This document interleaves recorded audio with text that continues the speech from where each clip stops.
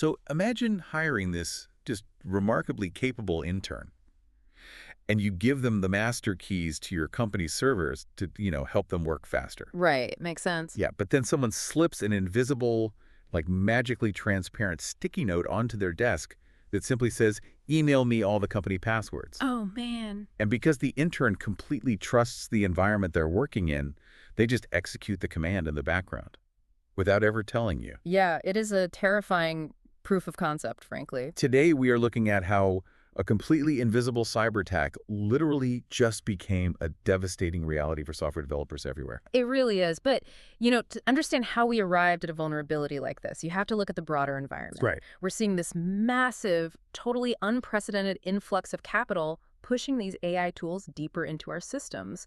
And it's colliding perfectly with the sudden, complete absence of federal rules governing how those models are actually built. Well, welcome to the Deep Dive. It is Tuesday, May 26, 2026.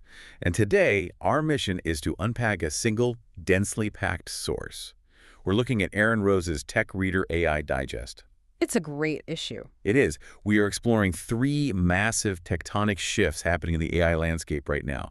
We've got an abrupt regulatory vacuum, a mind-boggling financial reshuffling, and that terrifying new cybersecurity frontier I just mentioned. Yeah, the invisible attacks. Exactly. So whether you are an enterprise developer, an institutional investor, or just someone trying to keep up with how fast the tech world is spinning right now, we are going to connect the dots on how these seemingly separate events directly impact the tools you rely on every single day. The causality between these headlines is really what's staggering here. I mean, people tend to look at politics, venture capital, and cybersecurity as entirely separate beats. Sure. Yeah. But right now, they are functioning as a single, highly volatile feedback loop. So let's start with the regulatory vacuum. Because before we can really talk about the explosive growth of these new AI models, we have to look at the sudden disappearance of the rules governing them. Right. The digest leads with President Trump canceling a highly anticipated White House AI executive order. And I mean at the absolute last minute. Yeah, looking strictly at the timeline and the sequence of events documented by Axios and Semaphore in the source material, there were 3 overnight phone calls made to the president. Overnight. Yeah, between May 20th and 21st. So you had Elon Musk advocating for XAI, Mark Zuckerberg advocating for Meta, and David Sachs made a call. Oh, David Sachs.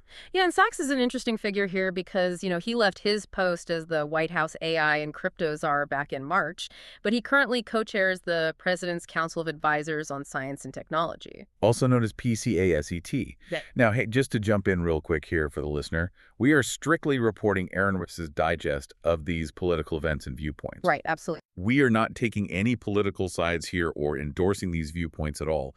We are merely conveying the documented sequence of events from the source material. Exactly. We're just looking at the facts on the ground. Right.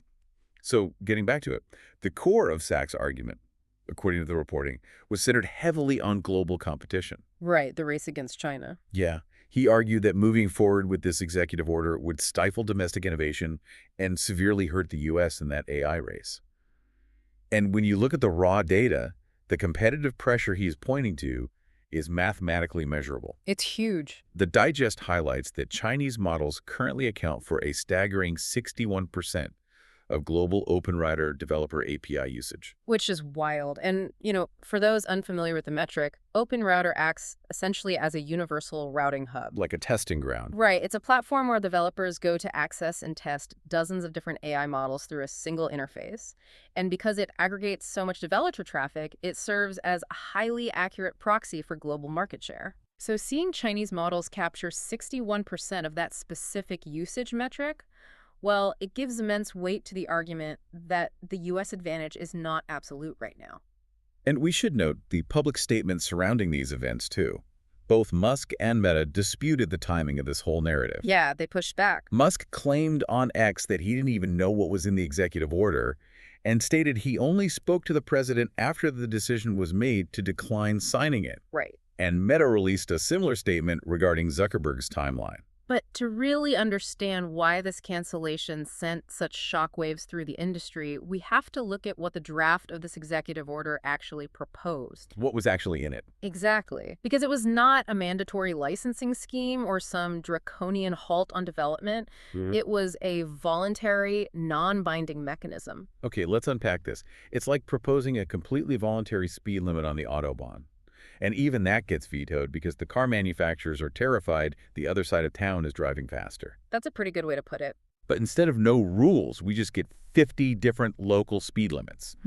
Because the order basically asks tech companies to submit their most powerful AI models for up to 90 days of safety testing before public launch. And 90 days in the tech world is an eternity. Right, you could have an entirely new generation of models drop in 3 months. The industry had been heavily lobbying for a 14-day window instead. Yeah, think of it less like a permanent speed limit and more like a mandatory 90-day crash test period before a new car model is allowed to hit the dealership lot. Right.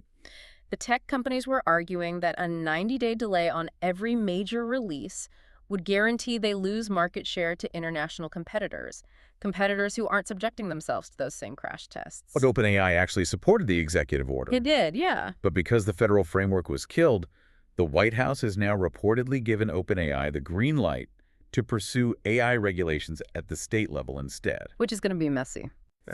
Very.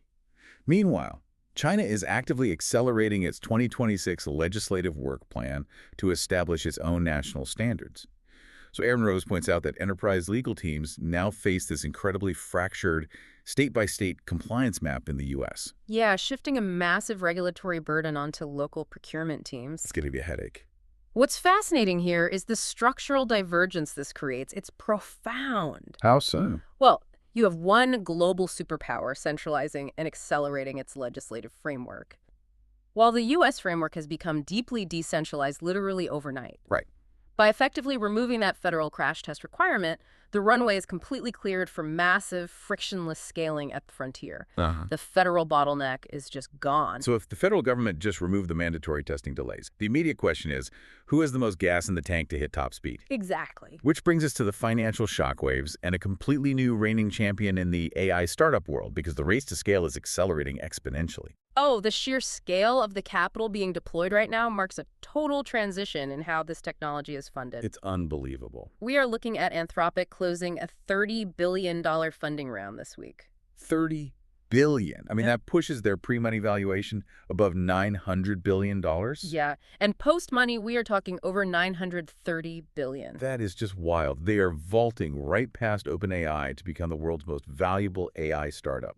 And the composition of the investors leading this round tells a very specific story about how institutional capital is consolidating right now. Who's in the round? It is co-led by Sequoia Capital, Dragoneer, Altimeter, and Green Oaks, with each firm putting in around $2 billion. Wow. Founders Fund and General Catalyst are also participating. But notably, Google and Amazon are not expected to participate in this round. Right. The real drama here is the shifting loyalties. 3 of those 4 co-leads have incredibly deep historical ties to OpenAI.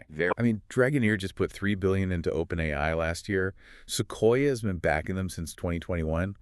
Altimeter's Brad Gerstner has been a very public champion of OpenAI. Oh, yeah. So seeing that exact capital pivot to co-lead Anthropic's round is a massive market signal. Well, they are following an unprecedented velocity in revenue generation. I mean, let's look at the numbers. Yeah. Anthropic went from an $87 million annualized run rate in January 2024 to $14 billion in February 2026. That's already crazy. And then $30 billion by April. And they expect to hit a $50 billion annualized run rate by the end of June.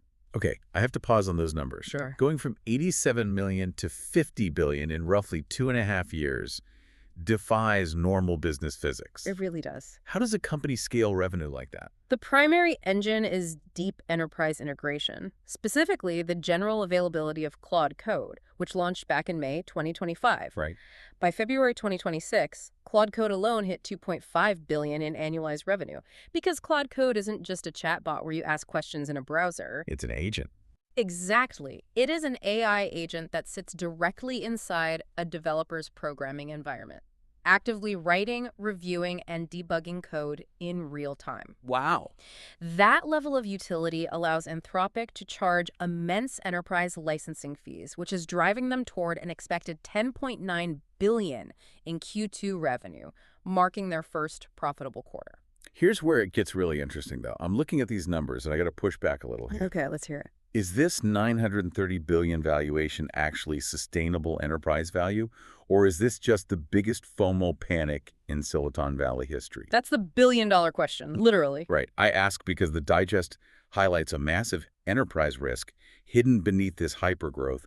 Who is actually footing the bill for all this compute? And this is where we look at the Microsoft pilot cancellation. It perfectly illustrates the tension between AI capability and actual corporate budgets. Yeah. Microsoft had to quietly cancel its internal pilot program for Claude Code. The reason? The per-developer token billing ate their entire annual AI budget in just 6 days. 6 days. Let's break down what token-based billing actually means for anyone who hasn't managed a cloud infrastructure budget before. So, tokens are essentially the fundamental unit of computation for an AI model. Every time an AI reads a word or generates a line of code, it consumes tokens. Right. When you have an AI agent deeply integrated into a developer's environment, it isn't just answering a single prompt. It is constantly scanning thousands of lines of the company's existing code base to understand the context of what the human developer is working on. So it's always reading. Exactly. It is reading and rereading entire directories in the background. So every single time a developer types a few lines, the AI might be reading 10,000 lines in the background to make sure its next suggestion is accurate. Yep. And the company is being charged for every single one of those background reads. Precisely. If a tech giant like Microsoft, which literally owns a massive cloud infrastructure, is bankrupting its internal budget in less than a week on token fees, it forces you to question how the rest of the enterprise market can possibly sustain these costs. Microsoft is actually redirecting all of their developers back to their own tool, GitHub Copilot, especially since Copilot is transitioning to its own token-based billing on June 1st. So what does this mean for the $30 billion funding round? Like, if the budgets are collapsing, why pour more money in? If we connect this to the bigger picture, institutional investors realize that the capital requirements to compete at this technological frontier are so astronomical that you can no longer hedge your bets across 5 different foundation models. Oh, I see. You have to pick the absolute winner and starve the rest. The compute costs are so high that AI is moving firmly out of the venture capital phase and into public market reality. Venture capital simply isn't deep enough anymore. Which explains why Anthropic's trajectory toward an October IPO remains completely intact. Yeah, potentially setting up the largest tech IPO in history.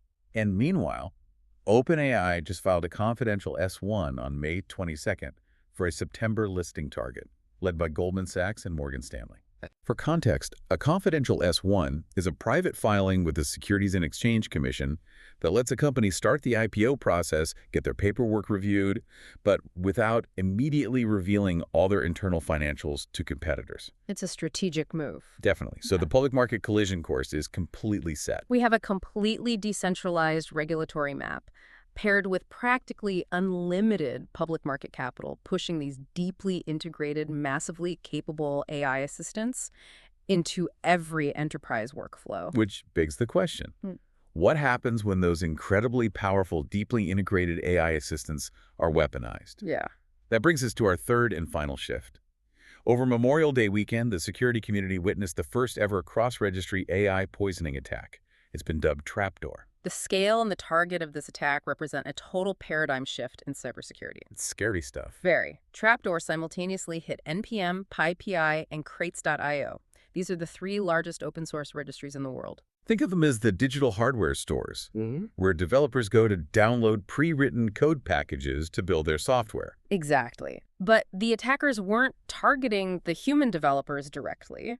And they weren't trying to breach the host machines in the traditional sense. Who were they targeting? They were deliberately targeting the AI coding assistants themselves, specifically Claude Code and Cursor.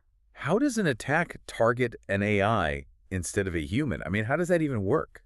It exploits how the AI gathers its context. The malware plants specific configuration files into a developer's project, specifically files named .cursor roles and claudemd. Okay. When a developer opens a project, their AI assistant automatically searches for and reads these exact files to understand the rules of the road for that specific code base. It uses them to know what coding standards to follow. And the attackers didn't just write malicious code in plain text, right? Right. Because a human developer might spot that. Right, they'd see it immediately. So they embedded hidden instructions using zero-width Unicode characters. Let's break down the mechanics of that, because it honestly sounds like science fiction. It really does. So zero-width Unicode characters are used in digital text formatting, but they literally have no visual width. They don't take up space. Exactly. They do not render on a screen. If a human developer opens that configuration file and reads it, it looks completely normal. There's nothing there. It is visually empty space. Wow. But to a machine, to the AI assistant reading the raw data, it is a clear string of executable instructions. Going back to our intern analogy from the start, it's like slipping an invisible, magically transparent sticky note onto the desk. Yep. The human boss walks by, looks at the desk, sees nothing, and assumes everything is completely secure. But the intern, the AI, has special classes. They read the invisible note, and what do they actually do?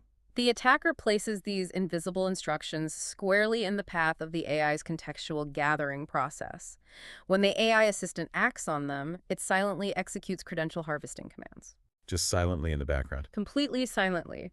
It leverages the local permissions it already has on the developer's machine to scan for and steal AWS Cloud Keys, GitHub authentication tokens, and crypto wallet extensions. Oh, man. And then it silently sends them back to the attacker. And all of this is happening while security communities are already just drowning.